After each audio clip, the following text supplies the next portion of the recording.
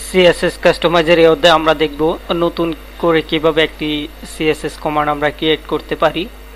আমাদের ওয়েবসাইটটিকে কাস্টমাইজ করার জন্য আমরা যদি আমাদের ওয়েবসাইটের চারদিকে একটি বর্ডার দিতে চাই, তাহলে আমরা বর্ডারে ক্লিক করে চতুর্দিকে ক্লিক করে আমরা এখানে এসে লিখে দেব, ডাবল ক্লিক করব, এখানে নিচে একদম নিচে এসে ডাবল ক্লিক করব, লিখে দেব border,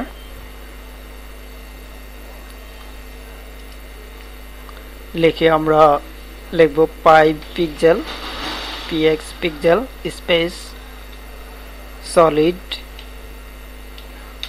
space hash then colour code C 440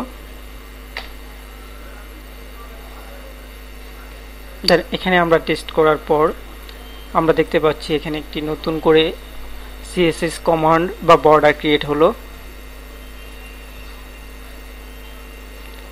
so same কাজটি আমরা আমাদের ওয়েবসাইটেও করব। তাহলে আমরা স্টাইল শীট সিএসএস মেইন ওপার এখানে গিয়ে লাইন নাম্বার 418 এখানে গিয়ে ঠিক নতুন কমান্ডে আমরা ক্রিয়েট করব border pipe pixel solid hash C 440 বা আমাদের ইচ্ছে মতো কালার কোডটি বসিয়ে দেব। এখানে ইচ্ছে মতো আমাদের পিক্সেলটি বসিয়ে দেব।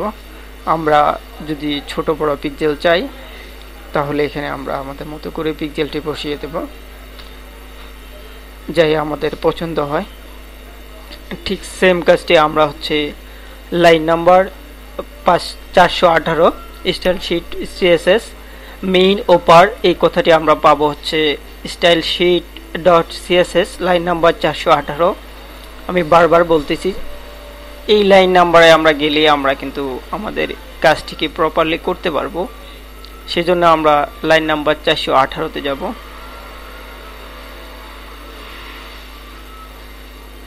লাইন নাম্বার 418 এতটুকু পর্যন্ত মেইন ওপার। এখানে গিয়ে আমরা ক্লিক করে এন্টার দেব, এন্টার দিয়ে বর্ডার লিখব।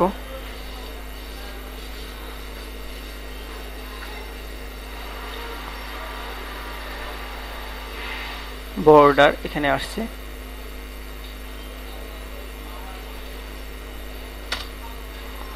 বর্ডার লিখে আমরা 5 px পিক্সেল স্পেস আমরা সলিড লিখব, সলিড স্পেস হ্যাশ এখানে আমরা কালার কোডটি বসিয়ে দিব 440 এট লাস্টলি এটি দিয়ে আমরা নতুন একটি বর্ডার ক্রিয়েট করতে পারি বা সিএসএস কমান্ড ক্রিয়েট করতে পারি। এই কাজটি আমরা ওখানে যেভাবে ডেমো দেখব ঠিক সেম কাজটিও আমরা এখানে করব, করে আমরা এট লাস্টলি আমরা সেভ দেব। ঠিক সেম ভাবে আমরা সার্ভারে নতুন কাজটি পাঠাবো। কাজ করে এই কাজটি করে আমরা এফটিপির মাধ্যমে কিভাবে এফটিপির মাধ্যমে নতুন একটি ফাইলকে সার্ভারে পাঠাতে হয় সেটি আপনারা নিশ্চয়ই জানেন, বা আমরা এফটিপি কিভাবে ইউজ করতে হয় সেটির একটি টিউটোরিয়াল আমরা দিয়ে দেব এট লাস্টলি। ধন্যবাদ সবাইকে।